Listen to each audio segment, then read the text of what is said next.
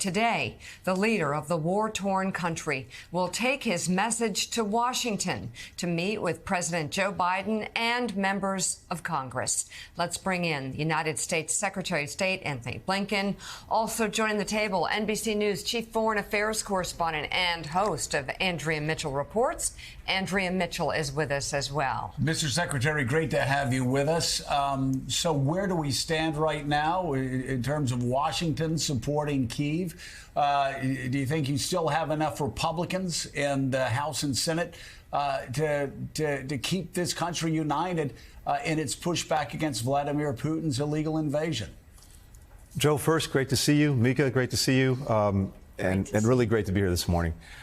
Look, the hallmark of this effort to support Ukraine has been bipartisan support, and we've seen that from day one. Conversations I've had with leaders in Congress, including Republican leaders in recent days, shows that support remains strong.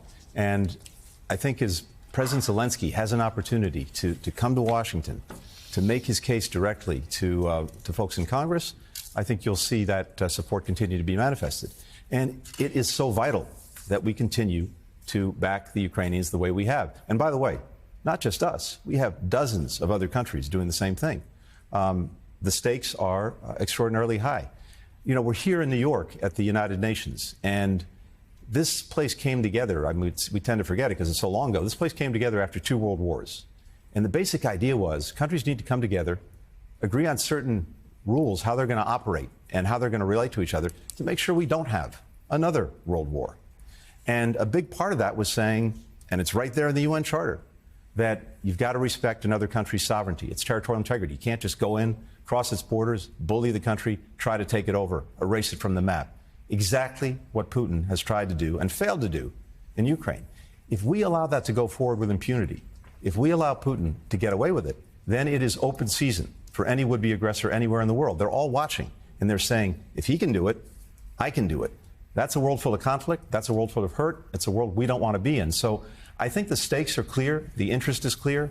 And then, of course, there's a profound human dimension that I know touches lots of Americans. And that was just the first point, the point about the UN Charter and sovereignty that you made in your case before the Security Council yesterday. You added that Russia's committing war crimes, engaging in nuclear saber-rattling, weaponizing hunger, now cooperating with North Korea in the war effort. It's a case you've made many times over the last year and a half. Is it your sense that the people who need to hear that message are internalizing it? Are they willing to do anything about it? Well, I think it's really important that we keep coming back, not just to the strong interest that we have in supporting Ukraine with all these other countries, but also the human dimension, because it's easy from so far away, or in a conference room, to lose sight of that. We're talking big policy issues. I was just in Ukraine for the 4th time since the Russian aggression, and Andrea's been there so many times as well. You know, we went to a small town, Yehidny. It's about 2.5 hours drive outside of Kyiv, and went there. And when the Russians came in 18 months ago, they took over this town. They herded up all of the residents, just a few hundred people. They took them to the schoolhouse. They put them in a basement unfit for human habitation. They had their command post on the ground floor, and they basically put people there as human shields. And it was elderly people, it was women, it was children as young as a month old. They kept them there for 28 days in a room not any bigger than this set. No air, no sanitation. And what happened during those 28 days is truly horrific. I saw this room, people who had been there. They showed me on the wall a list that they kept of local residents who had been executed by the Russian invaders, and then a list of people who were in that room and who had died in that room, including about 10 people, mostly elderly.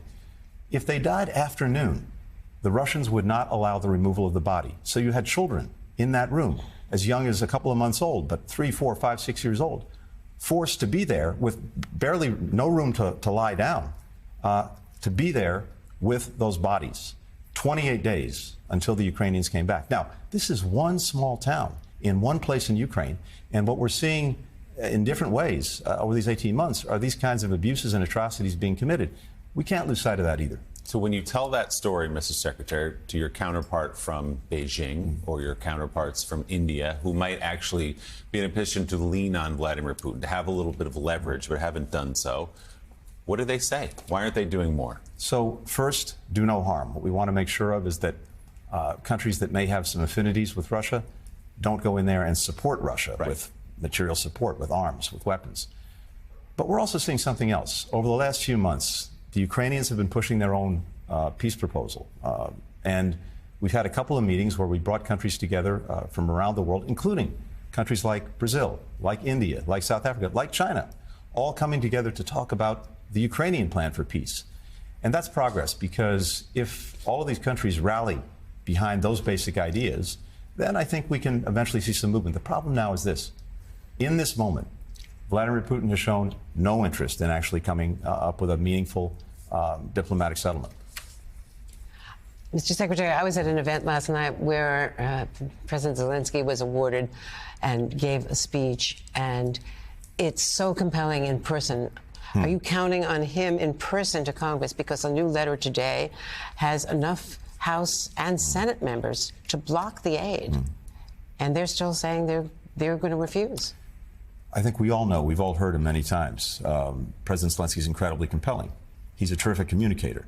But that communication comes from someplace deep and real. And ultimately, and I keep coming back to this because I've talked to so many Ukrainians over the last 18 months, the real difference maker when it comes to success is the fact that they're fighting for their own country, for their own future, for their own lives. The Russians are not in the same way. And I think that makes the biggest difference. And let's keep this in perspective, too.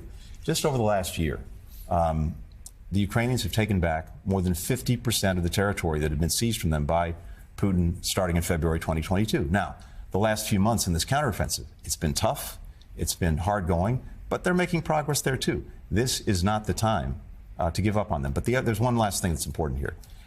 We're also working to make sure that we can transition to the kind of sustainable long-term support that we and other countries can really get behind.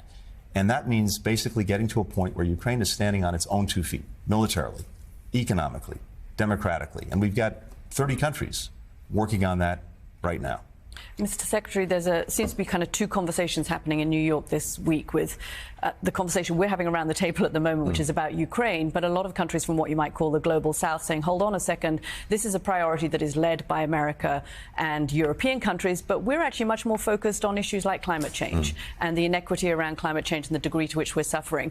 How much are you trying to reach out to those countries, not just on Ukraine, but say, listen, we do hear you, and the expansion of the BRICS, the G20, they have a sort of sense of momentum about them, and a feeling that perhaps America is ignoring their agendas. So, Kadi, I think if you had an opportunity to listen to the president speak to this, to the General Assembly, 2/3, 3/4 of his speech was exactly on those issues, the issues directly of concern to people around the globe. And he made the case that we need, as an international community, to focus on them. He made the case that the United States is by far the leading contributor to all of these efforts, whether it's on climate, whether it's on food security, whether it's on building better infrastructure and building it in the right way, whether it's dealing with global health, all of the issues that people care about around the world, we are the #1 provider. And it's a false choice to say it's either Ukraine or it's this global agenda. We have to do both, and in fact, we are doing both. And I think what I heard after the president spoke, just talking to a lot of my counterparts from around the world, was deep appreciation for the focus that he brought to these issues and appreciation for the fact that the United States is leading on them. Mr. Secretary, you mentioned a few moments ago the Ukrainian peace proposal. Could you give us the details of the Ukrainian peace proposal? And this is a peace proposal made by the heads of a government of a nation that has been destroyed. It's been destroyed. It's going to cost billions and decades to recover. What's going on? So, Mike, two things here. First, the proposal is grounded in the basic principles of the United Nations Charter, starting with territorial integrity, starting with sovereignty, but also looking at elements that would help the Ukrainians rebuild the country that's been devastated by the Russians and find other accommodations. It's a very strong foundation for starting a negotiation. But the recovery of Ukraine is hugely important because as much as the military support matters, the flip side of that is for the country not just to survive, but to thrive, it has to have a strong economic recovery and it has to deep-root its democracy. So one of the things we did just this week is the president named a close colleague of mine, former Secretary of Commerce, Penny Pritzker, who is deeply connected to the private sector, deep government experience, to lead our own efforts on helping Ukraine pursue its economic recovery. As we look at it, we see tremendous opportunity for private sector investment in Ukraine. Governments can do a lot. They have done a lot. International banks have done a lot. They'll continue to do a lot. But ultimately, the secret to success is making sure Ukraine has a really strong and positive investment environment and that companies go there. We met with a number of leading American companies just yesterday here in New York, and I think there's a real enthusiasm for working in Ukraine. That is the secret to Ukraine's long-term success. Strong military, strong economy, strong democracy.